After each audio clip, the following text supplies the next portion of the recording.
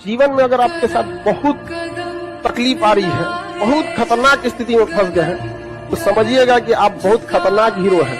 ऊपर वाले ने आप ही को ये जिम्मेदारी दिया है, क्योंकि जिस कंधों में बोझ उठाने की क्षमता नहीं होती है, मालिक उन कंधों पे उतना बोझ रखता ही नहीं। तो बहुत समस्या आए तो घबरा के डिप्रेशन में नहीं जाना है, खुद को समझाना, बहुत बहादुर रहे हो। 100 में से एक बच्चा होता है जिसको पढ़ने में मन लगता है। 99 बच्चों को बोलना पड़ता है नालायक, अब तो पढ़ लेकर एग्जाम है। 99 बच्चों को मन नहीं करता। जीवन का आधा हिस्सा मजबूरी से काम करते हुए गुजरता है, और कई लोग जब नौकरियों में आते हैं तो भी मजबूरी से नौकरी करते हैं। दुकान खोलते हैं मजबूरी में खोलते हैं, धंधा कर रहे हैं मजबूरी में कर रहे हैं, यहां तक कि साला शादी भी की तो अब आप समझ रहे हैं बच्चे भी किसमें पैदा हुए होंगे। ये गेटिंग माय पॉइंट। तेरे सारे काम तो मजबूरी के हैं। तो धंधा कर रहा है मजबूरी में, काम कर रहा है मजबूरी में, शादी की मजबूरी में, बच्चे पैदा की मजबूरी में, पाल रहा है मजबूरी में, तलाक नहीं दे रहा मजबूरी में। ये कोई क्या बोलेगा? देखो, इतिहास वो नहीं बनाते जो मजबूरी में काम करते हैं, इतिहास वो बनाते जो मोहब्बत में काम करते, जो मोहब्बत से काम करते, तो मोहब्बत में काम करते। निकम्मे लोगों की पहचान बिना मेहनत और काम पैसा ज्यादा चाहते हैं। आप किसी भी बड़े आदमी को, मतलब जो भी बहुत बड़े लेवल पे है, आप उसको देखिएगा बहुत मुश्किल से बहुत ज्यादा वर्क करता है। आज जितना मिलेगा सब ना 8 घंटा की जगह सोचेगा 6 घंटा काम करके भागेंगे, बाकी काम चोरी काहे करता है। आज जिसको सब कुछ खो कर भी पाने की तमन्ना है ना, कल एक वक्त आएगा जब मुफ्त में मिलेंगे तो भी आपको मंजूर नहीं होगा। जिस दिन और जीवन की लड़ाई में 2 ताकतें बहुत काम आएंगी, एक मन की और एक शरीर की।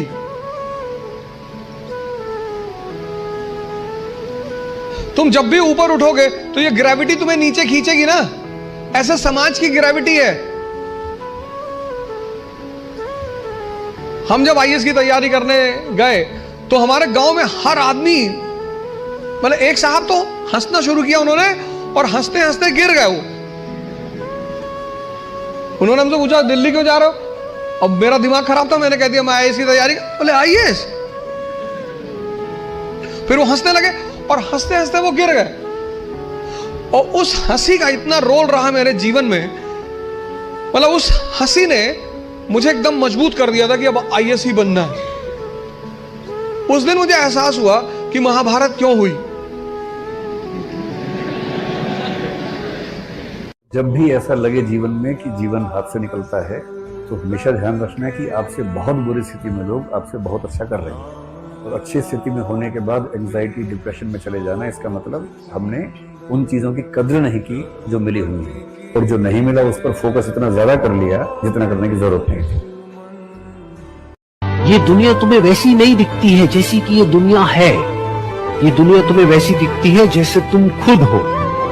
जिसकी नजर जैसी है उसके लिए ये दुनिया वैसी ही है। तो अगर तुम अपनी दुनिया को बदलना चाहते तो उसका सिर्फ एक तरीका है, अपनी नजर को बदलना। उन चीजों के लिए खुद को कोसना जिनके बारे में हमें लगता है कि हमें पहले से पता होनी चाहिए थी। अगर इस दुनिया में एक भी इंसान आपके ऊपर ब्लाइंडली ट्रस्ट करता है तो उस ट्रस्ट की क्या वैल्यू है? प्राइसलेस। उस इंसान की क्या वैल्यू है?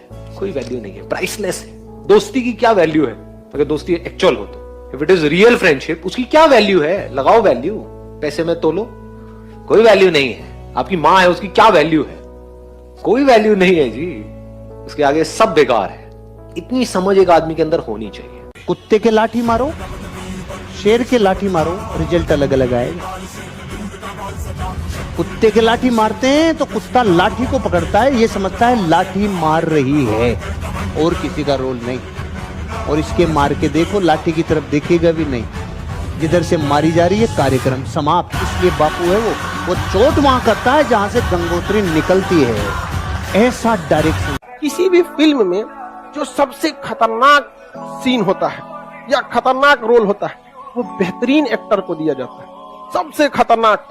तो जीवन में अगर आपके साथ बहुत तकलीफ आ रही है, बहुत खतरनाक स्थिति में फंस गए हैं, तो समझिएगा कि आप बहुत खतरनाक हीरो हैं।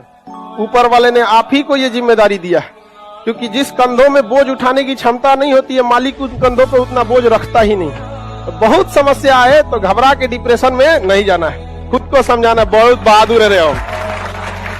मेरे बाल नहीं है ऐसा नहीं है, मैं रखता नहीं है। क्यों डाल लिया अनकंफर्टेबल में? मुझे क्या पता था साला इसका रिजल्ट ऐसा आएगा। मेरे पास एक दिन एक कमेंट आया, मुझे कमेंट पे किसी ने बोला, सर मैं एक दिन आपका नाम भूल गया, साला नाम याद नहीं आया, तो मैंने तो ऐसा लिखा टकला मोटिवेशन, तो सर सबसे पहले आपका ही चैनल आया। सुनो, तो ऐसा कमेंट पढ़ते ही मैं अगले सेकंड में क्या करूंगा? चेक करूंगा कि नहीं करूंगा? मैंने चेक किया, मैंने लिखा टकला मोटिवेशन, तो सुनो वीडियो नहीं आया, डायरेक्ट चैनल। मैंने कहा प्रभु देखो, मैं अपने जीवन का रहस्य बता रहा हूं, सुनो। मैंने जब अपने आप को अनकंफर्टेबल सिचुएशन में डाला ना हरीश जी, चांदी मिलती, कभी घाटा हुआ ही नहीं। Stop listening to too much motivation. Stop listening to too much shorts, reels. Stop listening to random quotes and all. They are not going to change your life. वो नहीं बदलेगी भाई तेरी जिंदगी। सब बंद कर, अपना पेन पेपर उठा, कमरे का दरवाजा बंद कर, फोन स्विच ऑफ कर, लोगों से मिलना बंद कर और लिख अपने गोल बैठ के तू को क्या अचीव करता है।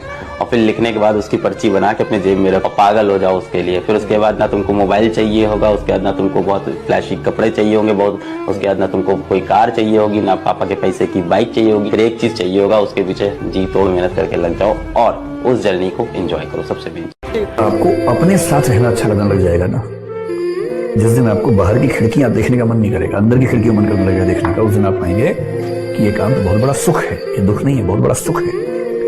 बुद्ध को, महावीर को, इन सबको अपने पूरे समाज से दूर भागना पड़ता था एकांत में, ताकि वो खुद को समझ सके, रियलाइज कर सके। आपाधापी वाली जिंदगी में इतना आसान नहीं होता है एकांत मिलना। ये तो एकांत बाई कंपल्सन मिल गया है हमें। दुख होता है, बेचैनी होती है, सही बात है, होती है, लेकिन उसके बाद भी इसका फायदा उठा रहे हैं। जैसे अगर आपने सुना हो, एक पद्धति विपश्यना पद्धति है, जिसमें 9 दिन तक लगातार चुप रहना होता है और साथ में कुछ क्रियाएं करनी होती हैं, ध्यान करना होता है।